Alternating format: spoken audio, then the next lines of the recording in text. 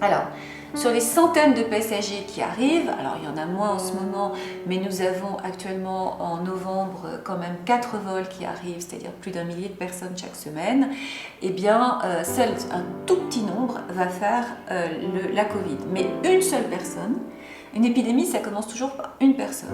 Une seule personne, ça suffirait à contaminer tout le pays. Donc c'est notre responsabilité, votre responsabilité en l'occurrence, à vous, les personnels hôteliers, de faire en sorte que ça n'arrive pas. Et oui, ça passe par vous, vous avez une responsabilité écrasante, énorme, pour vous-même, pour votre famille et pour l'ensemble du pays mauricien, car vous pouvez être, si vous ne respectez pas les consignes, la personne qui va recontaminer le pays.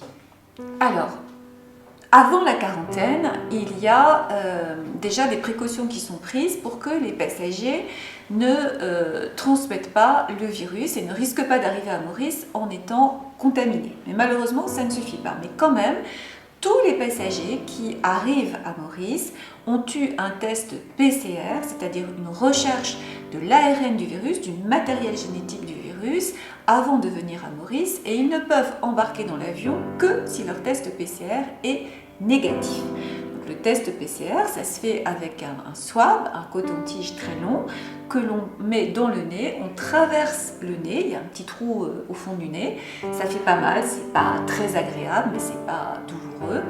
Et on va dans le rhinopharynx, c'est-à-dire dans la gorge, chercher le virus. Alors, on peut aussi le faire par la bouche, mais par la bouche, il y a 30% de faux négatifs, c'est-à-dire il y a du virus mais on ne le trouve pas, et par le nez, il n'y a que 5% de faux négatifs, et c'est pour ça que nous le faisons par le nez.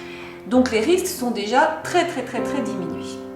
Mais, en fait, nous avons arrêté plus de 100 personnes en quarantaine qui, ayant un test PCR négatif, avant de prendre l'avion, elles étaient en train d'incuber, elles venaient probablement de se contaminer depuis pas longtemps.